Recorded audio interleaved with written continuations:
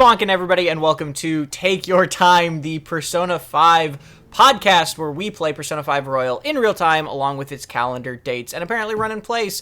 I am your co-host, Tom Marks, joined as always by Jonathan Dornbush. Jonathan, how are you? I gotta get my exercise in somehow, and what better way than to jog in my chair? That's Hello.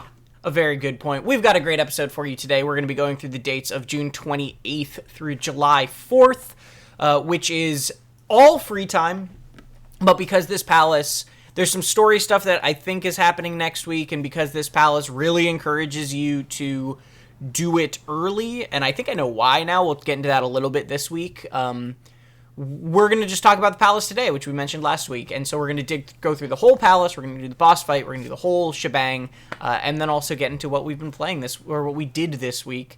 But first, we have a pop quiz from last week to answer, which we did get a correct guess on in the YouTube comments, which I'm very excited about.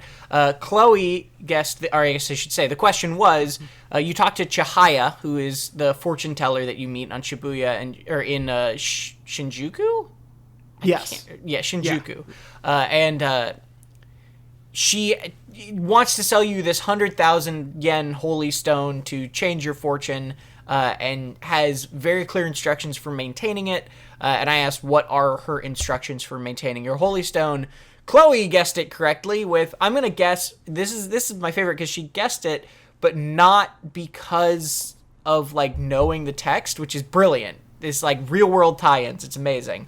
Said, I'm going to guess for the trivia question based off of what someone told me because I collected rocks, not for healing or fortune, just because they were pretty. Love it. Great hobby. Is it put the stone under moonlight, which is actually partly correct. Jonathan, did you get this one, or did you? No, because I still haven't spoken with her. Okay. So I could not remember from my first playthrough. I guess, Chloe, if you're watching this week, why would you put it under moonlight? Unless that is in the answer. The official answer is, she says, to keep it wrapped in cloth and recharge its power in moonlight every 3 days. Why you would do that if you were just collecting, like, rocks, I don't know necessarily, but, like, this is, since it's a fancy special rock, or sorta, you apparently need to charge it in moonlight every 3 days. Like, I imagine it would look like, if the light is reflecting properly, it would be very pretty under moonlight, depending on what rocks you had. I had a little bit of a rock phase when I was younger. Like, I definitely, I had a moment where I was like, I love Jurassic Park. I should get into archaeology. And so I would collect rocks from, like, those kids stores that would just have, like, massive, they were like the kids stores where you, like, went to get learning cool toys, and they would also just have boxes of rocks that you would pick rocks from, and I would get those. That's my rock fact for you. I think every kid definitely has a phase where they want to be Indiana Jones, and then there's another phase where you want to be a marine biologist, right? You learn that whales are a thing, and you're like, I want my whole world to be whales. Like, every kid has that moment for, like, at least a week, and then maybe they move on or whatever. Yeah. I had my rock week. I never had the marine biologist week, I think just because I lived by the ocean. I lived in a beach town my whole life. So it was I just naturally, I basically had a PhD just by living near the ocean, of course. Sure. That's how that works. Of course. Yeah. Well, let's get into the week of June 28th then. Or actually, no, Jonathan, let's check in with the viewers first. Yes. Have there been any other lovely comments? There have. Thank you to everyone, of course, for those who are listening and watching. As the show is happening in real time, if you're listening and watching in the future, it won't have really made a difference, but we did put up 2 episodes at once. And so Elle commented on one of the episodes and said not be watching episode 12 and then episode 11 because I got confused easily. That's okay. When we put up 2 at once, it's very understandable, but appreciate you doubling back to, I guess, travel back in time to watch both episodes. We also got a comment, and it'll relate a little bit to this week, and sort of to a little bit of a question that we've gotten a few times, but Sam wrote in and said, I love Makoto. She's probably my favorite character in the game, and I think she has a great arc. Although when I replayed Royal last year, I realized that her associated palace, Kaneshiro's, is not my favorite, especially the second half. We'll, of course, be talking about that palace today. But the first half music in there slaps, which I do want to talk about that piece especially. Are you guys going to do a music discussion at some point? I'd love to hear what your favorite tracks are, maybe do a palace theme ranking. Actually, when you get there, I'd love to hear a general ranking of the palaces as well. I definitely feel like a palace ranking thing totally makes sense to do. I don't know if we want to start doing it as like a running thing. Like I'm totally down to do that as like an updating palace ranking of some sort. We haven't talked about that because we just read this comment.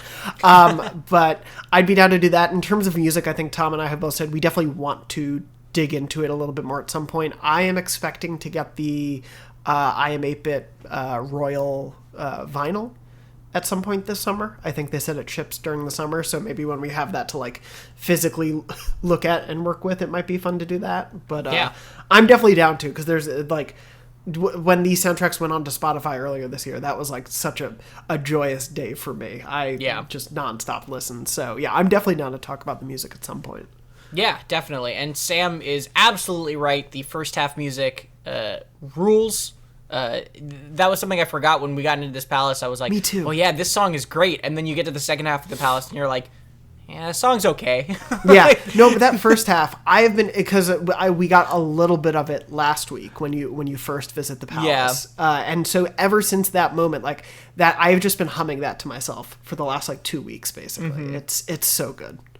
Well, let's venture into the palace. We're going to start off because I think we both spent the beginning of this week in the palace. I started my week with the actual boss fight since I sent the calling card on the last day of the previous week. And then, Jonathan, I think you mentioned to me beforehand that you just jumped right in on the first day of the week.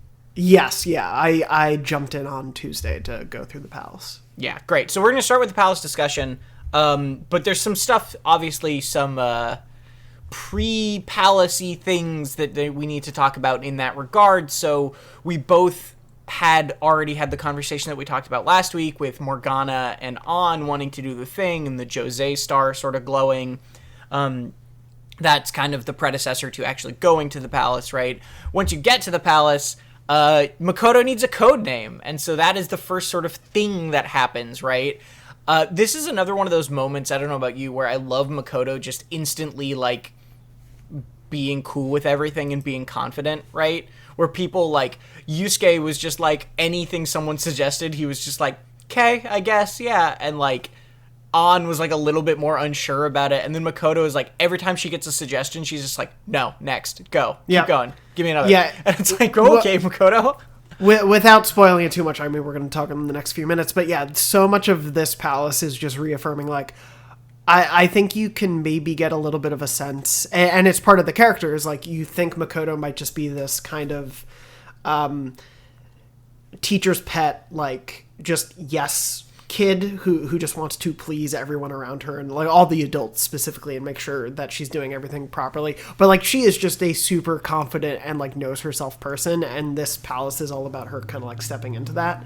And yeah, you're told she's just like, no, I don't like that, moving on. Like, she knows everything, she knows what she wants, she's like very direct about that, and it's so good.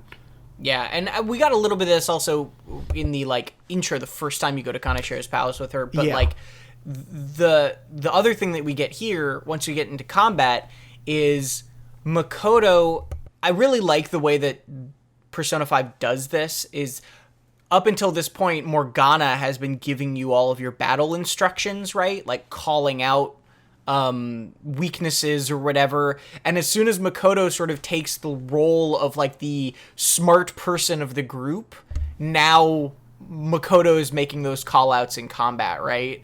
And like, that's like a really cool, interesting way to show that, you know, like the roles of the group are actually switching in a way that is, I think, you think, or at least I thought that Morgana's callouts were just sort of like a mechanical thing, right? And they do that in a lot of RPGs. You have somebody who is the person who calls out, but that now is switched to Makoto. I really like that little detail.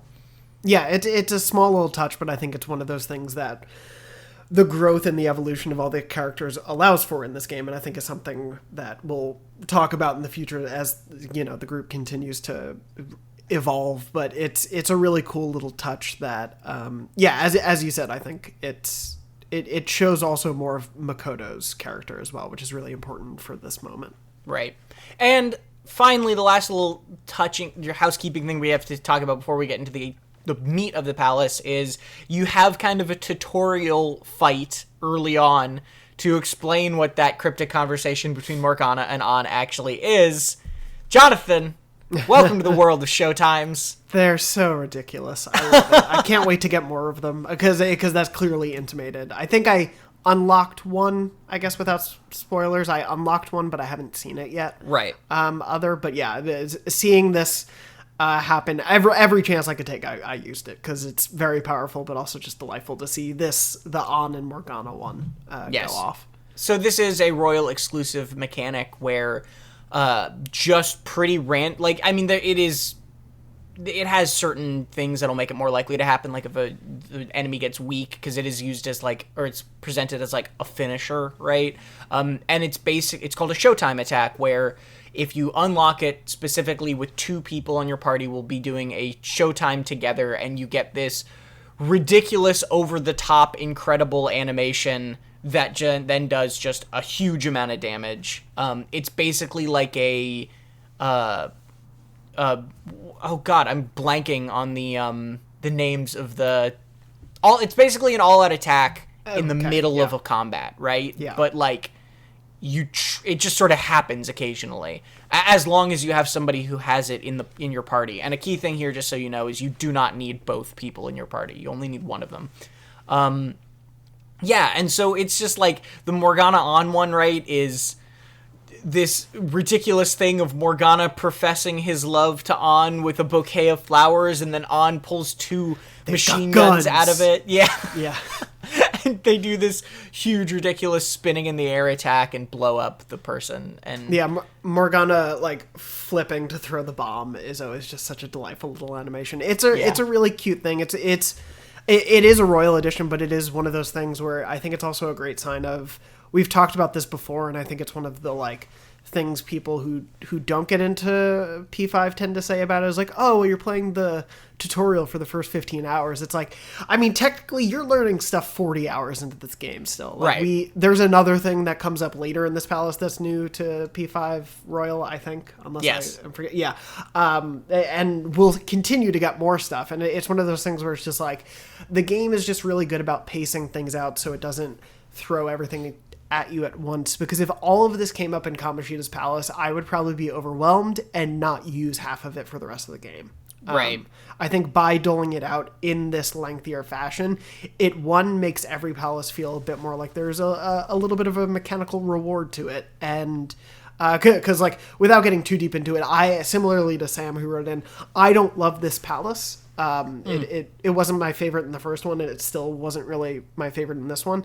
But getting these little extra bonuses of things that can pop up add even more flavor to it, and the fact that Royal adds even more makes it feel like, okay, there's still stuff to like and enjoy, even if this isn't a high point of the game for me.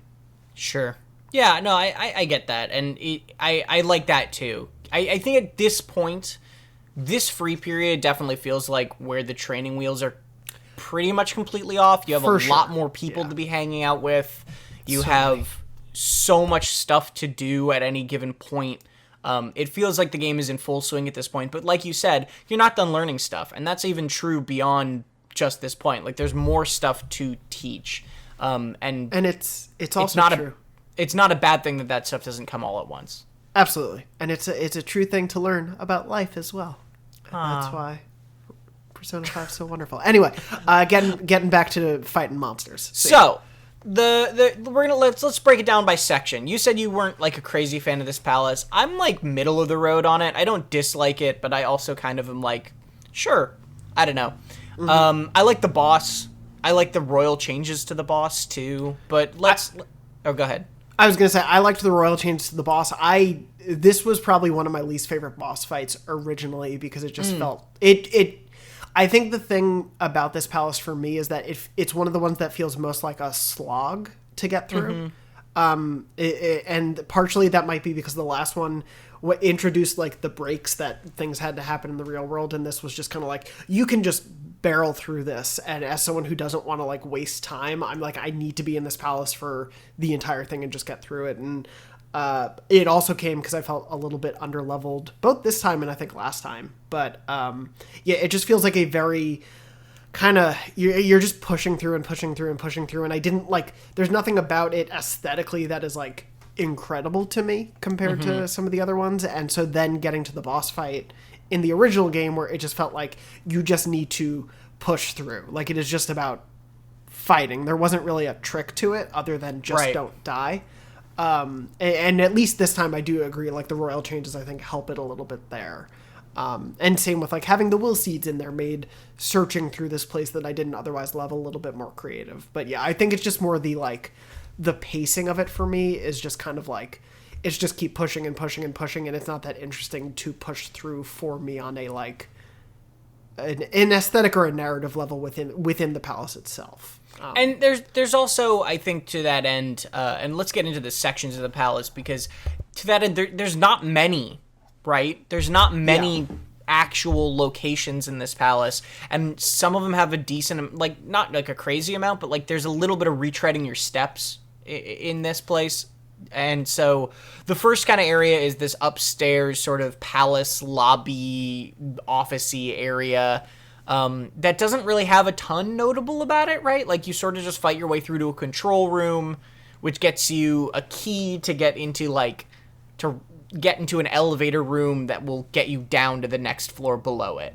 And there's not really like, I don't know, I was just kind of going to breeze past this part because there's not like a ton of stuff in that area. It's some fun fights, right?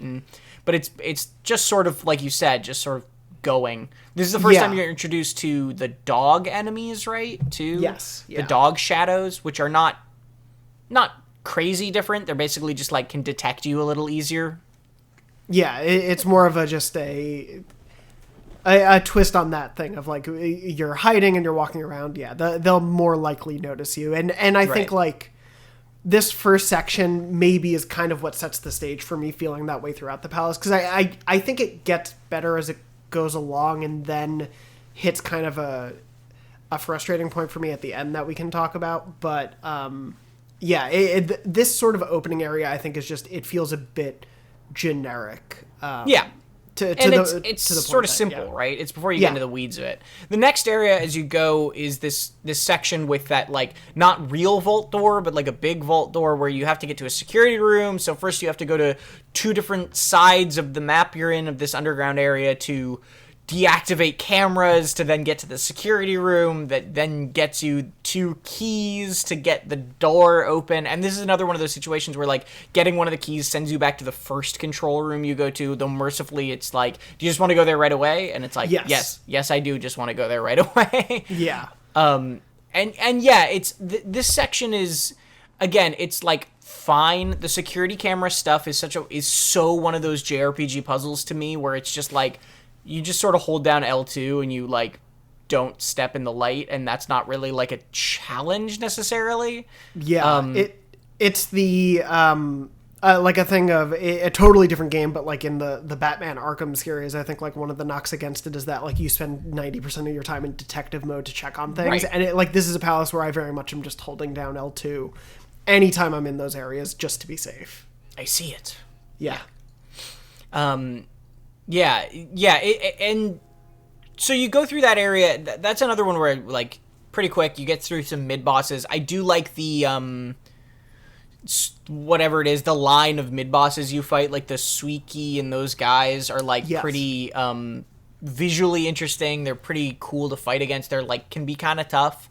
The persona design and like battles here I think are really interesting, and it also gets you to like you really need to be using the widest swath of abilities that you have. Like this is really a skill check kind of area. Because you're going through a lot. There's a few enemies where you have to start dealing with psychic damage, and I didn't have a persona that dealt psychic damage, so it was very much about making sure I had a couple items, and then I used those items, and then I was like, well, crap, I'm just going to put you all to sleep and hope it works out.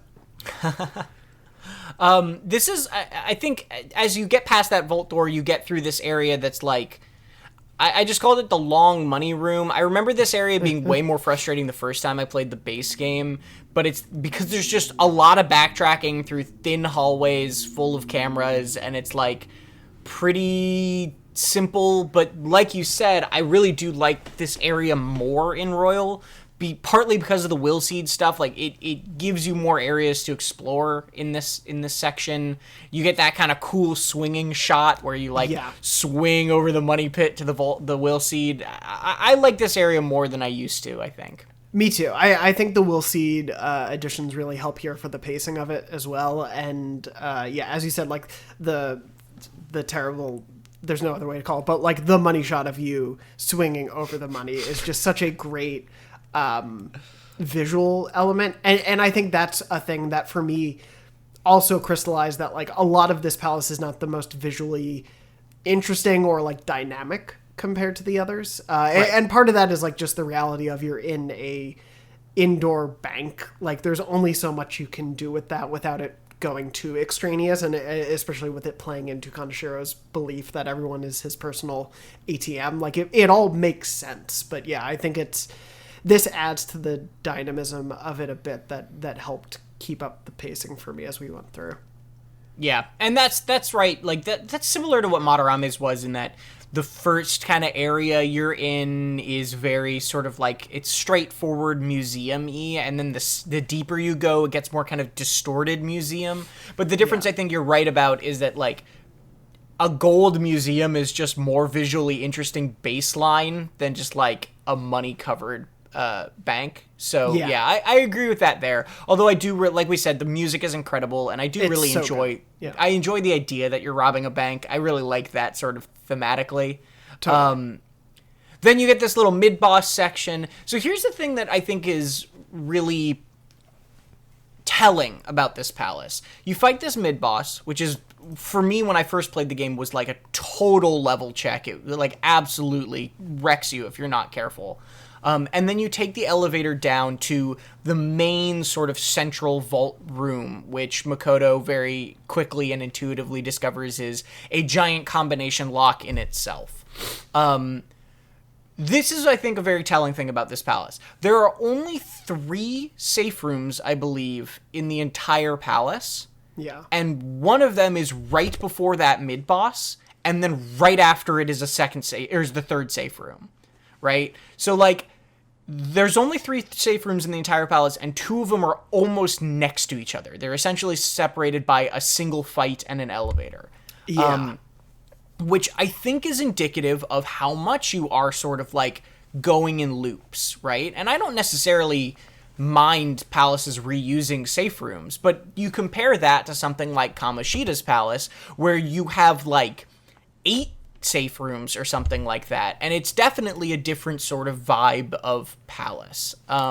This was the first time I also died during a fight, was this mid boss, and so that also that definitely colors it a little, like, for full, you know, I guess objectivity purposes. But like, I died during this fight, and it sent me way back because I hadn't saved right before it, because the safe room I didn't go back to it until after, and so it was just that little, like, oh goddamn, I have so much I have to deal with right now. Yeah. And that kind of hurt the process, I think, a little bit as well for me. Yeah, it's weird. It's genuinely weird that you get through like multiple rooms without another safe room. Like, it is this game does not very often force you to do that.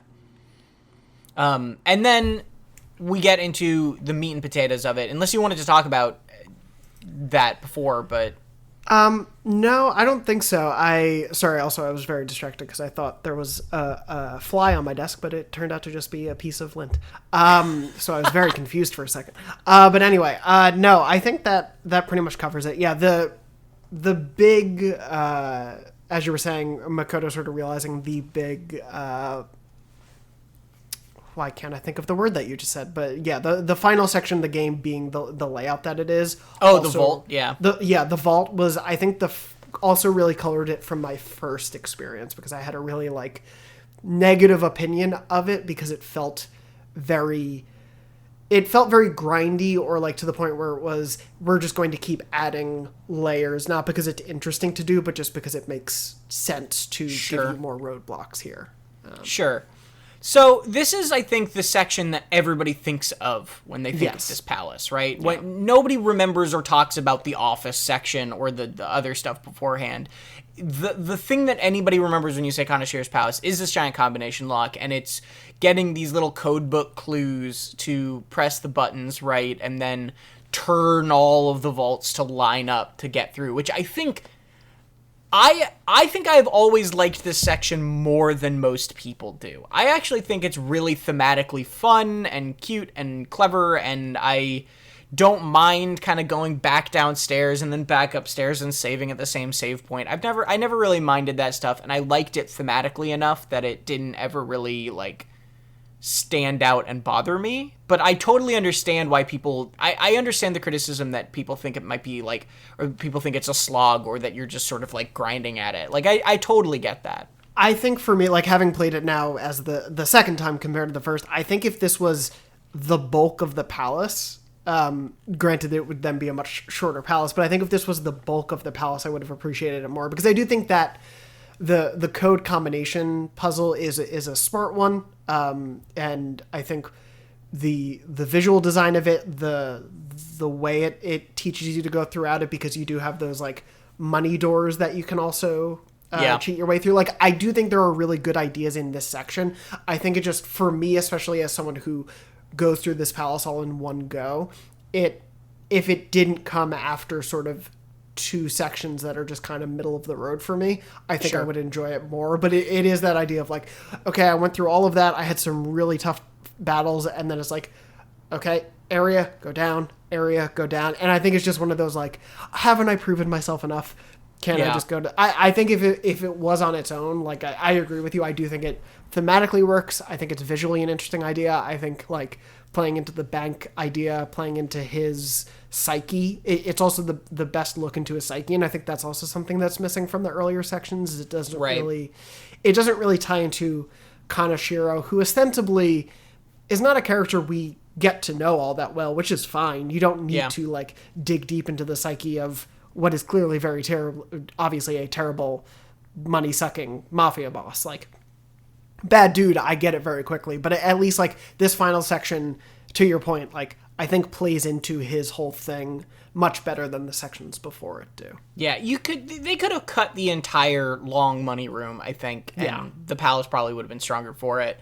And I agree, there is a world where I would like to see a world where basically the entire palace is this vault section, and maybe they make it like a little bit longer, and then it feels more like that's the challenge you're doing, rather than like a wall, like 5 walls in a row at the end of the palace. I agree with that, but yeah, I think generally the section does get a bad rap for sort of that feeling, and like you said, the sins of what comes before it, whereas I think the things you're actually doing, like when you go down and fight guys and do things, is like, I think those are decently fun little challenges. And I would totally agree there, yeah. And the codes too, like, this is my thing, right? I don't like JRPG button puzzles that don't make you think, and this little code book thing is not like the most complex puzzle in the world, but it actually makes you think about what you're doing when you're inputting those codes in a way that I think most of the puzzles in this game don't necessarily do, and I appreciate that.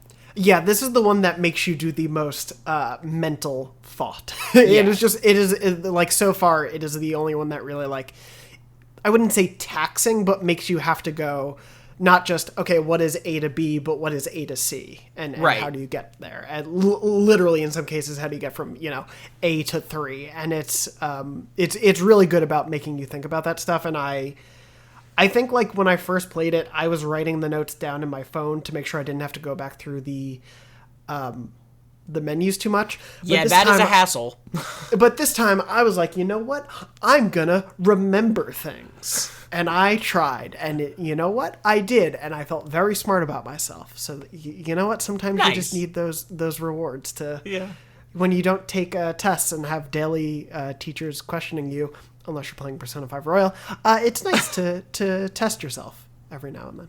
Yeah, I think I had to look up the last one. I sort of started losing track of everything in my head. And to that point, it is really annoying to go through and find the right key items in your inventory. That is an annoying thing, right?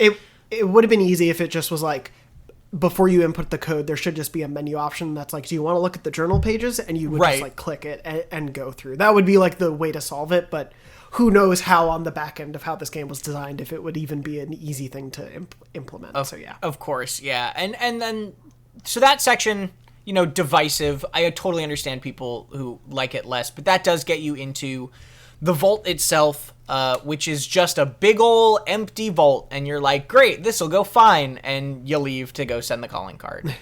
As you do, yeah. Yes. So let me find my place in my notes, because it took me a bit before I sent the calling card. Oh yeah, so when you go to send the calling card, or when you send the calling card, you do actually get the conversation between Ryuji and Makoto. Mm-hmm. Did you get that as well? At the train station, you mean? Yes. To get the I did get that. I actually had a day in between though, because I didn't immediately. Well, I immediately sent the calling card, fought the boss, died very quickly, and was like, oh, maybe I'm a little too underleveled. So I went back to my save and took a day in between to go back to Mementos to grind a little bit. Do you remember what level you were when you faced the boss? Not originally. I want to say I was like level 23 or 24. And maybe that is the correct level, but I just felt very weak. I don't know if it was my lineup or the items and whatnot, but I went back and got like 2 more levels in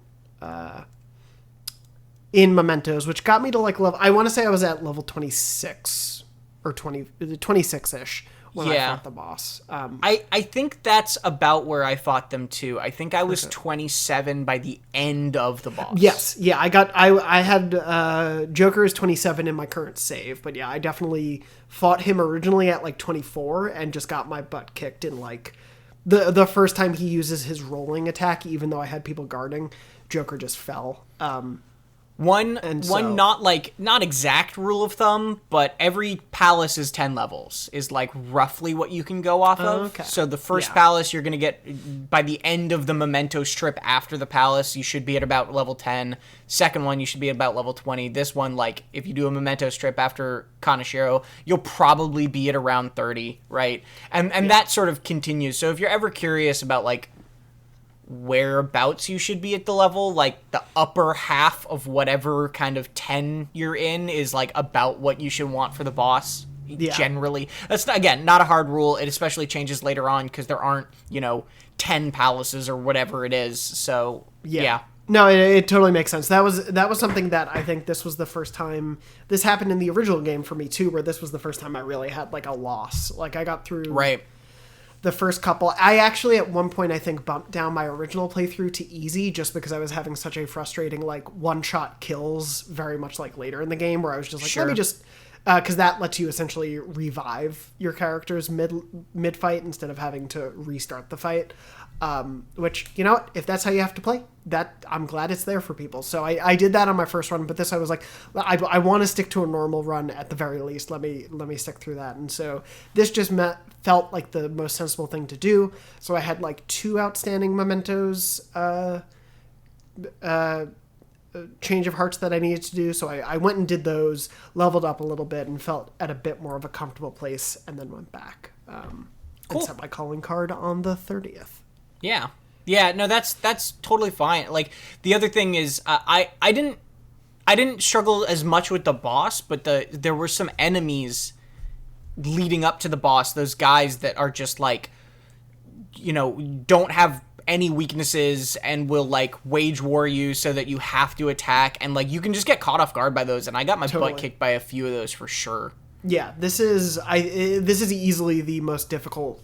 Like, you really need to be understanding every little element of what you have. And I think a problem that I had the first time around that I played through is like, I really just focused on having attack abilities. Like, I really did not think support abilities would be useful because in most JRPGs that I tend to play, I just kind of go all in on attacking. Like, I don't worry too much about playing defensively, but it really benefits you to take your time and to play with the skills that buff you or debuff the enemy or can put enemies to sleep or make them forget, or confuse them. Like, all of those things really do show their value. And I think this is the first palace where, like, if you're not thinking about how you use everything, you can really kind of get stopped in your tracks. Yeah. I generally don't use the stat buff or debuff ones until I get the ones that are the all version of them. For sure. Because I'm impatient, but you're totally right that those things definitely are very valuable, especially as you start getting into the later levels. Yeah. Probably more valuable than some JRPGs where you can just sort of brute force your way through stuff. Yeah. Let's talk about the boss, though, because so we have the Ryuji Makoto conversation. That's what we were talking about. Yes. Which is another showtime for them, but we don't know what yet, right? We haven't seen it actually in action yet. Yeah. I love that they really double down on just how, like, they keep saying it's insane. And Ryuji's like, I did this. I was playing a video game and made me think of this, and I haven't seen it yet. Like, it didn't show up for me in the boss battle. I don't know if it can. I assume it can, but I didn't get to see it yet. So it's still a mystery to me what this will look like. But I'm very, very excited for it. Yeah, that one is very good too. There's some there's some just really, really wonderful ones later on too that I think you're gonna really like. I can't wait. Let's get to the boss, though. So the boss, you go back, you send the calling card, you go back through. This vault has not decided to close itself in multiple days, and that's totally okay. You get into the boss's lair, and I guess the way they do the boss, too, is Makoto and Ryuji, like, basically cover Shibuya in calling cards, which is not a bad way to do it. Yeah. I love the conversation that happens over text with the group is like, oh yeah, we left it to Ryuji and Makoto, and I forget who, but someone's like, well, thank God Makoto's there. If we had just left it to Ryuji, I'd be a little worried, but I think we're going to be okay since Makoto's there. And the best part about this is that I think it's the group chat with everyone. So they're saying this to Ryuji, where it's just like, yeah, thank God our idiot friend didn't do this alone. Otherwise it'd be trouble. And it's like, he has those receipts. Like, he is reading this. To be fair, they also just say those things to his face. It's true. No, and like it's not out of character for them to be doing. I just love the idea if it was like us in a group chat with like 3 other people, and I was like, well, at least Tom didn't make this dumb choice again. Anyway, Tom, great to talk to you. But yeah, it's just such a funny, like, it shows you their like comfortableness with each other, I guess. That they're okay to dump on their friend like this. But yeah. There's also, I don't remember where this was, but there's a great moment where Makoto says the old me is dead, and I'm like, hell yeah, Makoto. Yeah. Oh yeah, but she's gone through some things. Kaneshiro does something in this palace boss fight that no other palace boss fight person, I guess kind of Madarame did this a little bit, maybe a little, they kind of did this. He actually prepared, and they get to the boss fight area, and there's a giant vault door, and he shows up and turns into a creepy fly man. And this is so also one of my favorite jokes is that he starts, like, I don't know why, but he starts talking like a rapper because he's hella fly. Yeah, it really just kind of goes off the like. It doesn't make much sense. It's literally just for that joke. It's literally just because he's fly. Yep, there's so much else they could have done with like what they've set up as him as this slimy mafia boss, and then he's like, but we're gonna battle, yo. And I'm like, oh no. Yeah, it's very weird, but whatever. So also, this is also I like this part because there's this giant vault door, and then he just flies into it and it opens up, and it's actually a robot, and you're like, okay, I guess that vault door wasn't. I mean, we couldn't have gotten through that, but that's fine. I guess we'll fight this robot now. Yeah. So Piggytron shows up, and that is the boss fight. So what do you think of this boss fight generally? Because it's got these 2 phases, right? It's got the Piggytron boss phase, and then it's got the second phase where he gets these, this is the new to royal phase, where he gets these 2 fly bodyguards, one of which has these giant riot shields that will block anything you throw at him. It'll just get in the way and take the damage instead. Yeah.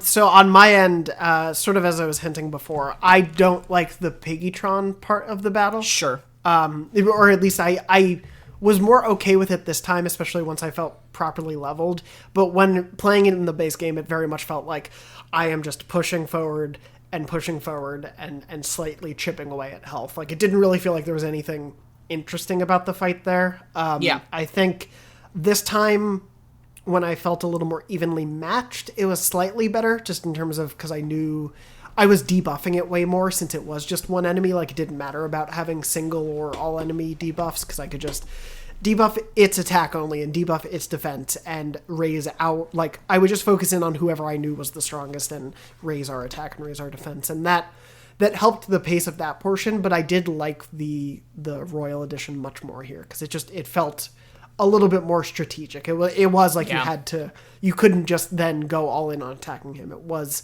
thinking about where you're placing your attacks first. But what about you?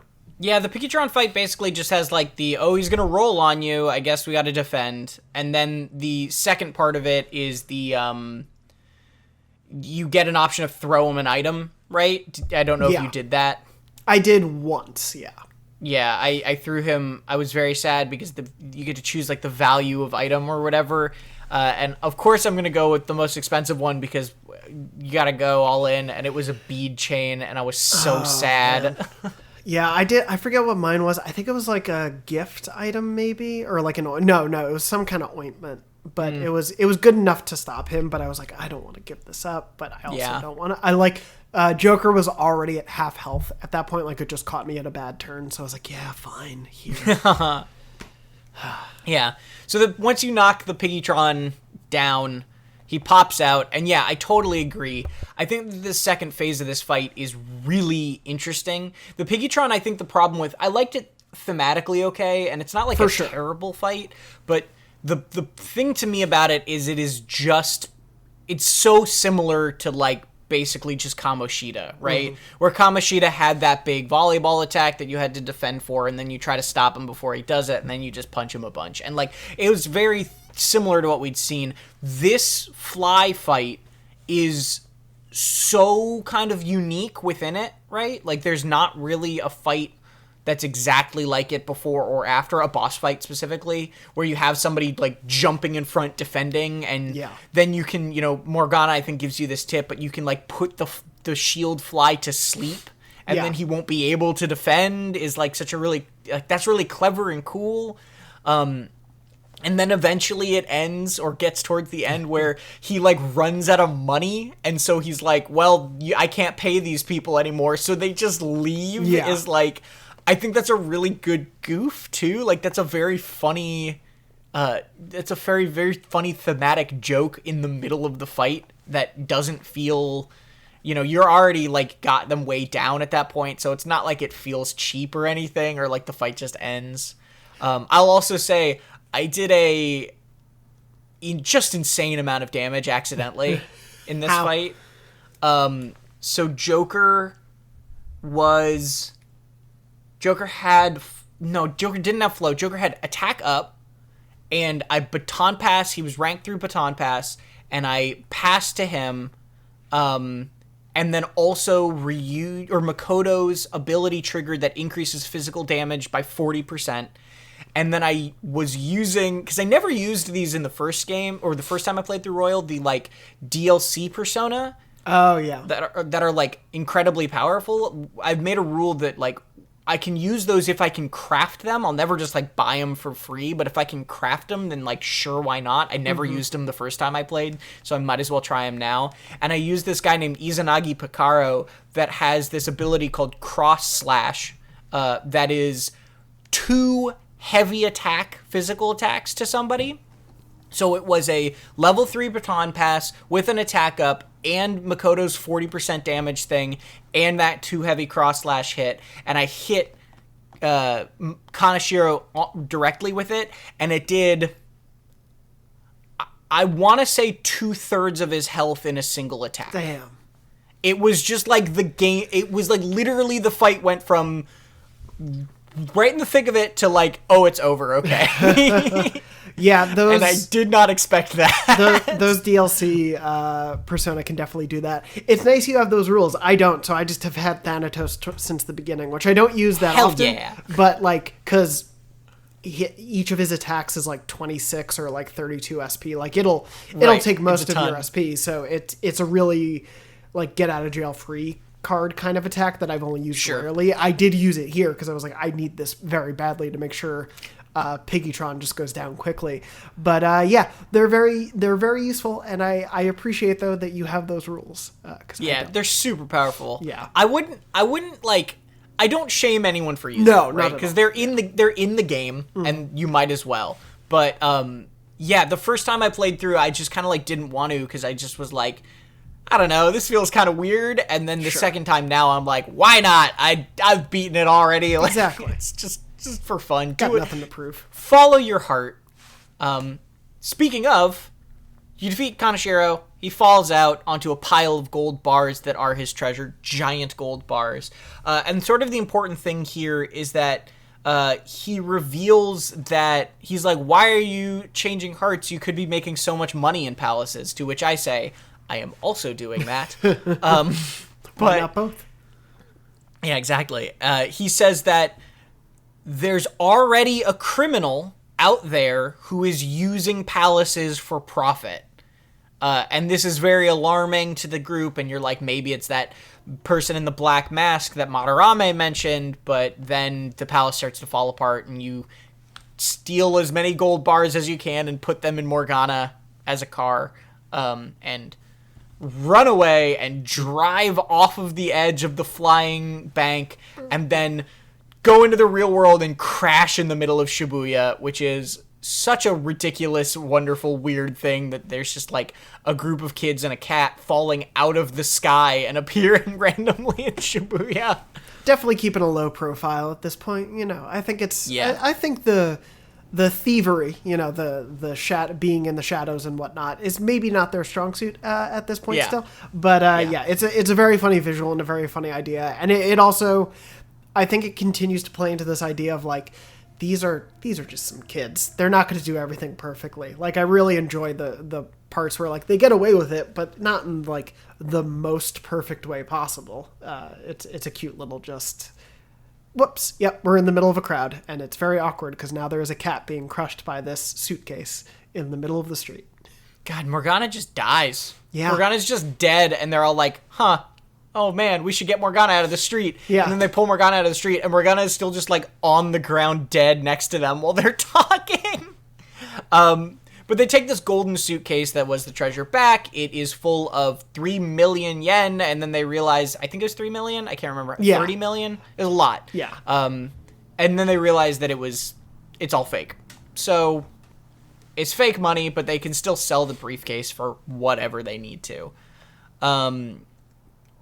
Then the next little story moment in that is that after they sort of regroup and they are like, hooray, we did it, you get a scene with the SIU director again on the phone with someone that you can basically infer is the principal of Shujin. I don't think it's named specifically, but it's like, it's very clear that it's the principal of Shujin. And basically the SIU director is chewing him out for not finding out who the Phantom Thieves are yet, pretty much. Which was Makoto's job, and also mentions that they have another operative who already has a list of potential candidates, basically, and like, why can't you do this? You're such a dummy. And that's where that scene basically ends. That evening, let's just go to this. Yeah. So there's a lot of story stuff that goes on, so let's just go through it really quick. For sure, yeah. And then we can do our free time, because Yeah, I totally. think that happened at different moments for us. Yeah, definitely. When you get back and you finish up your evening, Morgana has another conversation with you and levels again, but then is kind of saying that when they touched the treasure, some memories came back, and he's not sure if he's human or not, and is like kind of questioning it, which is real sad. Morgana struggles. Yeah, and you can kind of be like, I'm sure you are, or like, just be confident, which is the other, like, maybe I'm not so sure about this either. But yeah, it's, I like the way this is piecemealed throughout the story. Like, so far, we're not just, it's a mystery that's clearly important, but there's so much going on that I think if they just drop that, like, a solution or something to it in the middle of right now would be a lot. So I think having Morgana on this journey is really a really good way that it's structured. And then that evening you get another Velvet Room trip where Igor confirms that there is another person out there with powers like yours. So they confirm that in a way that is like definite, and basically is like, oh, maybe it would be crazy if you met or something, which I'm sure will never come back up again. No, of course not. I like that. The way he talks about it too is just like really self-serving, and I think gives you just like another little bit of insight into him, because he's like, ooh, it would be fun perhaps if you two interacted in a fight perhaps later. I don't know, I'm just saying it might be interesting if you two met, and I don't know, I'm just offering suggestions of how it could go. Like he's really getting into the idea of like, yeah, there's gonna be a struggle, I'm into this. But yeah, it's it's an interesting moment, and yeah, it's good to have that confirmation in a way that like technically we've been told this stuff by unreliable, not narrators, but like unreliable parties, given that they're both two evil men who went through changes of heart and are in very emotional states. But yeah, it's good to have this dropped in there the way it is. Yeah. So now that is a full-on subplot. And then the final thing, which I'm just going to bring up real quick because it happens all at once, is the next day Makoto tells you all that Kaneshiro called her and said that he canceled the debt and is completely like deleted the pictures and has been taken into police custody by Sai in order to make sure that he doesn't like quote unquote disappear like the mafia so often does to people, allegedly. And I find this very interesting because this is like the first of the three changes of hearts that just is like, oh, it just happened right away. Yeah. Like the other two you have to like wait and you're not sure if it's going to happen and things are happening but you really don't know. This one is like right away Kaneshiro is just like, "Oh yeah, we're good. Yeah. Don't worry about it." Well, normally Sorry, go ahead. I was going to just say, normally you're waiting till that day, the end of the deadline, to really know if it... And yeah, this one's just like, oh, by the way, we're good. Yep, he confessed. It's definitely a change of heart. It happened. You don't have to worry, which I think works, especially after how much pressure the game puts on in this chapter specifically to make you go to the palace. It would suck if then you were, especially if you did it immediately, to then have to wait like 2.5 weeks to basically find out. And it kind of half-heartedly tries to be like, well, maybe some other people in the organization have the photos still. Guess we'll wait till the deadline. But like, it's also very clearly like it worked already. And so that's, it's very different, which I appreciate. Yeah, for sure. So that's the entire sort of palace arc, which we cleared, and it only took us the entire podcast, basically. So let's jump into what we actually did this week. Yes. Because this is some good old-fashioned free time to get into. Oh, yeah. On June 28th, I think I did the boss, right, and you did the palace. Yeah, I went to the palace, and then in the evening, I had Kawakami make coffee for me, and just watched the first part of the Ugly Betty spoof that you had watched. Yeah. I read that evening, actually, because I realized I have so many books now. I have so many, yeah. Like, I have a lot of books that I usually I try to save reading for, like, other kind of free moments, like on the train. But, like, I just have so many books I want to be reading that, like, it actually doesn't feel like a waste to read. Yeah. So I finished the Medjed Menace magazine that I started, like, a month ago. And wow. That leveled up my knowledge to 3. So now I'm right there with you at all things at 3. Does that mean we're good for the next test session? Is 3 the next? We should be. Okay, yeah. Cool. Because you needed 2 for this one, so I believe 3 is the next one. That should make sense then. And those are coming up. June 29th. There was a quiz about shogi.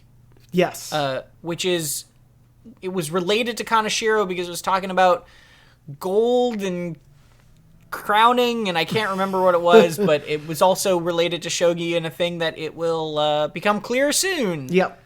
I kept waiting for that to happen. Yeah, but anyway. That day, I went and hung out at the park. Me and Kasumi hung out at the park together. Nice. Just not as a, like, leveling, just as going to do things. This was the day that I originally went to the palace, died, so I resaved and went to Mementos this day to clean up and clean up the extra people I had to change their heart, and then level up as well. So yeah, that was my day, and then the evening I just made lockpicks. Cool. So in the evening, and I think this is where we're going to diverge a little bit. Yeah. Because I think that actually a lot of stuff does unlock when you've completed the palace this time.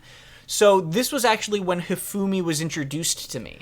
Okay, I was introduced to her later in the week. So that would so I think after you do the palace, you get this message basically from Yusuke and the group being like, are there any other cool kids at your school, Yusuke? And Yusuke's like, yeah, there's this famous shogi player named Hifumi Togo. That's her name? Believe so. Toga? I'll double check Toga? it, but yeah. I can't remember if it's Togo or Toga. Anyway, Hifumi. And that she hangs out at a church in Kanda and just practices shogi in the church, and maybe you should go talk to her to learn. I guess Ryuji is like to learn cool battle strategies, but really he just wants to see if she's cute. Yeah, is like the implication. He's full on Mishima at this point. He just wants to see if it's a cute girl. He does not worry about the battle strategies. So at this point, you can go get Hifumi as a confidant, and she's very useful. But I actually didn't do that this time because it was Wednesday, so I leveled Kawakami again. Nice. I forgot about leveling Kawakami, so I sent the calling card that day. Yay! And then made coffee in the evening. This is June 30th now? Yes, yeah. So June 30th, I got... So this is the other thing that unlocks after you do... after you complete the palace, I believe, is I got Makoto as a confidant now, which I think is only available after you do the palace itself. So that's exciting. Yeah. And Makoto and I are now real good friends, and nice. I really love Makoto's original thing early thing, because it's all about just like, she's like, what do kids do for fun? Oh yeah. And you have to like teach her about fun. Yeah. Forgot about I haven't done it yet, but yeah, I remember that. It's a very good beginning sort of intro to her. Yeah. And then that evening I went and I bought the Holy Stone from Chihaya for 100,000 yen. Okay. Which we can talk about that later. I won't spoil that for people who haven't done that yet. Yeah. I have not gotten there yet, so yeah. July 1st. We can read on the train. I read the darts book on the train that morning. Nice. I started the Medjed Menace. Hey! Yeah.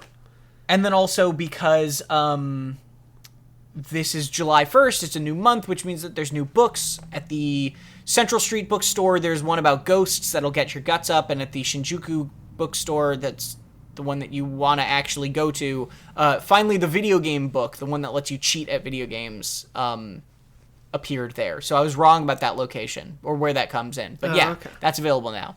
But what'd you do on July 1st, time-wise? After answering the question in class about Julius and Augustus, I believe it was. I forgot to write that one down. Yeah. All good. Yeah, because it was the beginning of the month, and I think the teacher's like, I hate the humidity. The summer sucks because it's so long. Anyway, did you know why it's so long? Because these idiots who made their month super long that they named after themselves. But anyway, that happened. This was the day I did the fight. So when I went home that evening, I just finished Ugly Betty spinoff. Hey. Spoof. That day, I took on the same date to the park that I had taken Kasumi on 2 days before. Wow. Because I'm a bad person. Damn. I gave her some uji matcha flan. And then that evening, I got it wrong. I think yesterday or last week I might have said that Kawakami was always on Wednesdays and Saturdays. It seems to actually be Wednesdays and Fridays. Okay. I might have maybe said that wrong. I don't remember. It's anyway, fine. You probably just I leveled Kawakami. I leveled Kawakami again. Nice. So I've now gotten the ability to slack off in other people's classes. Oh, which is just more and more little moments of potentially time saves, right? Yeah. July 2nd, I slacked off in somebody else's class. Nice. I was able to read the book about crafting. Nice. What did you do in the evening? That day I leveled Yusuke. Oh, so I finally got the one you were talking about before, which is the going to the museum and him getting basically like totally wrecked by by everything. Yeah. And then that evening I leveled Akechi and did the thing that you had done, which was the hanging out and him getting recognized. And I love that you give him your glasses and like mess up his hair to look like your hair is very funny. Yeah. I really, really love the Akechi Confidant scenes. I'm so glad that they're fully fleshed in this one. I've really liked them so far. I can't wait to see where they go. That one's really funny. It's just like, oh, it's the Superman thing of, oh no, who could that boring man be, I guess now. On this day, I hung out with Ryuji during the day, so I got him to the level right before Max Confidant. Okay. And then in the evening, I hung out with Akechi, but not to rank him up. I just wanted to keep boosting that, so yeah. Gotcha. And then July 3rd, we're speeding right through them. But this is just like, we're both done the palace at this point, so free time is just opening up. Just rush through So it. you've beaten the boss at this point then? Yes, yeah. Does that mean you got the Hifumi conversation? Yes, but I didn't go to hang out with her yet. But yeah, I did get Right. the Hifumi conversation, I think on this day. Yeah. So that is triggered by beating the palace. For sure, yeah. Okay. Then on July 3rd, on the evening of July 2nd, I got a text from Ryuji. Mm-hmm. Did we both do this? Yeah, oh yeah, of course I did. Yeah! Ryuji. So this is another one of those things that I think must be that you have to do the boss beforehand to trigger. Yeah. But Ryuji says, hey, you want to go fishing? And you go to the fishing hole, which also unlocks the fishing hole as a minigame, which is great. It does? I didn't know that was a minigame. I thought it was just a spot we go to once. I think it's a minigame? No, I believe you. I never did it afterward. I know you can go fishing and get prizes. I just don't remember. I believe it's a minigame. Okay. And then, of course, while you're there, Kawakami also shows up and is like, oh, man. He's and an idiot. yeah, but is also incredibly good at fishing and, teaches you little things about fishing, and you get hangout points with both of them, which is a really fun, weird scene. It's a very funny scene. Yeah. I love that she shows up and is like, why are you two fishing on a Sunday like old men? Yeah. Yeah, and also it's like you're doing terribly too, so it's just really adding insult to injury at this point. It's a funny scene. Yeah. That evening I leveled Yoshida. Me too, of course. Cool. I think I'm one behind you though. There was also the shopping channel, right? And the smoothie. The shopping channel, I think, was... I don't remember what it was. All I remember is that they were evenly priced. They were. I bought it was protein and meditation, like incense gifts. Or yeah, the whatever. protein and the incense. I bought the incense, even though I don't really have a use for it yet. I don't think I can do anything incense related to my knowledge. Can you lock up people yet? Lock up personas to, train them or whatever in the Velvet Room? I don't know. I should go check. I'm not sure. Okay. Well, I got into the Yoshida stories where I'm now at the point where it's your presence is literally irrelevant and it's just telling you Yoshida's story and you're just there for some reason. Yeah, I did one and it was some guy came over and is the grandson of another person. Kuromoto. Yeah. That was the part that I've gotten up to. But yeah, it very much feels like you're just there to watch this guy's story, which is fine. His stuff is good, so I'll take it. Yeah.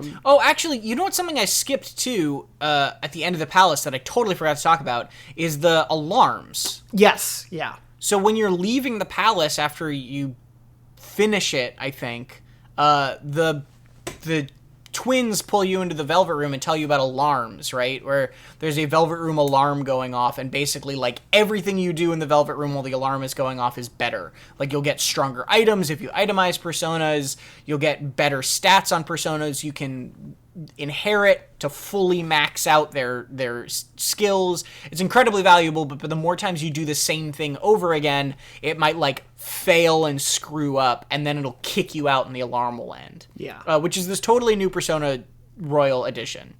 Yeah, I did one fusion because I was like, I might as well. It's a trophy. I'm going to do it. But then I haven't messed around with it too much. I had it because this happened before it's the day you leave the palace. It also happened to me while I was in Mementos, but I didn't go back and risk it because I was in the middle of grinding and I'm like, I'm just going to finish this. I'm just going to go through. And then I forgot to go to the Mementos at that point. But yeah, yeah. We can dig into this more later, but what you will learn about the alarms is that they're incredibly valuable. You can get the best items out of them. They're super useful. And also they're the most annoying thing in the frickin' world because you'll be grinding in Mementos and just it'll be hey, there's an alarm. And then you'll be okay, I don't want to worry about that. And so you keep fighting, but the continuing to fight will like stack up the alarm trigger so that when you go back to the Velvet Room, you finish the alarm and then you go back out and then you do one fight and it's like, hey, there's an alarm. Oh, no. And so like you're just constantly getting alarm notifications while you're in Mementos. It's ridiculous. Can't wait for that. Wonderful. Yeah. So that's a useful but kind of annoying addition to the Velvet Room. Good to know. But let's finish up with our last day, July 4th. Obviously, not Independence Day in Japan, so not a holiday.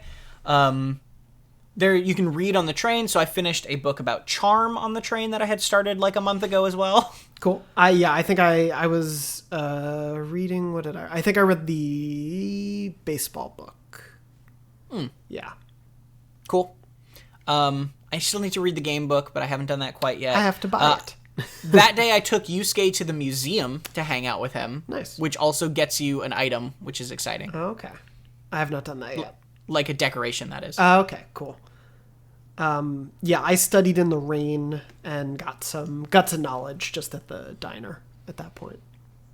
Cool. Really? And then without spoiling anything, that evening, I went back and talked to Chihaya again, because you gotta talk... So, at this point, I've talked to Chihaya 3 times, and now I have a Mementos quest to complete that I'll then be able to talk to her to maybe get her as a confidant at that point. I should, like, have Oya. I could get Oya as a confidant right now. I could also get, Hifumi as a confidant, both in the evening, and I didn't do either of those because I really like Chihaya's first ability. Like, I really value that.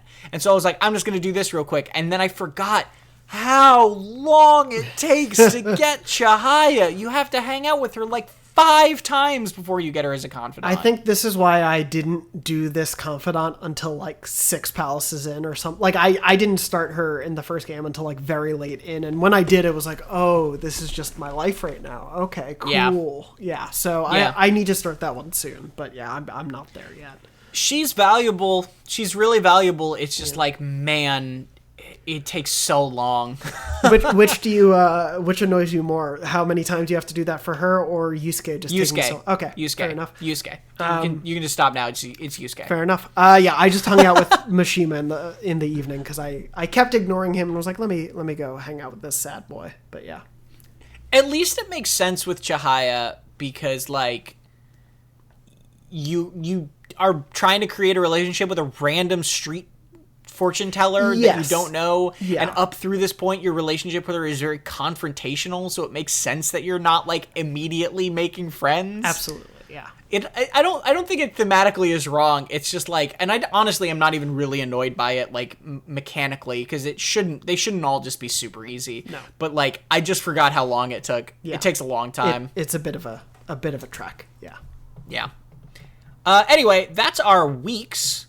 It was, a good week of just like grind. It sounds like for both of us, just grinding out some good free time, getting some relationships up, getting some points. Like it is just a very productive week. And then also Palace is done. So there's that. We'll see what happens next.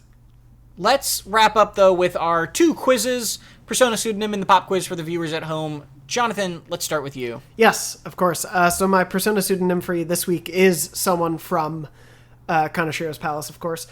This is, I had to choose it because I just think it is such a funny name. This is the human-eating lady. Oh, human-eating lady is one of the rage people that I'm really annoyed by. Is her name Yaxini? It is. You're correct. Yeah! I know Rakshasa is the other guy. He's the other physically dude that's with him. Yeah, I just... Cool, yeah. I was so amused by the alter ego of human-eating lady. It's very good. Yeah. Because she's also just like a mostly normal-looking lady. Yeah. Like, I mean, she's got weird things here and there, but like, is very humanoid. Yes. Yeah, it's a good one. But I believe you have a pop quiz for us this week. I do. All right, so here is my pop quiz where I ask you guys to pay attention to the game a little more than maybe you normally would. Because we did the palace this week, I wanted to do another one of my treasure questions. Good. Last week I asked about, last time I asked about Madarame's items that were all kind of like grubby, like the lower cost items. This time I focused on the higher cost items, given that it's a bank, a greedy bank. So I'm going to name 4 of the treasure items that you can get and then sell to EY. And one of them is not real. And you guys have to tell me at home which one of these is not a real item that you get. Is it a precious bill, a platinum bar, a gold coin, or a stock certificate?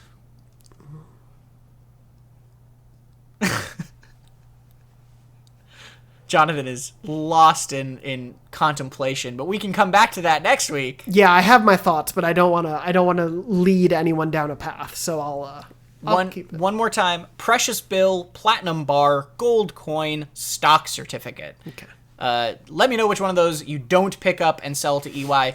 But for now, it's getting kind of late. Morgana's telling us to go to bed. So don't forget to, if you like the show, subscribe, leave a review, give a thumbs up, anything like that. If you ever want to send guesses for the pop quiz or just comments or anything, you can do so in the comments at youtube.com or the Dornology YouTube channel on YouTube. You can send us an email at dornology@gmail.com. You can tweet at us. I'm at Tom R. Marks. He's at Jonathan, at JM Dornbush, excuse me. And we really appreciate it as always. It's been a blast. See you next week. Nice to steal.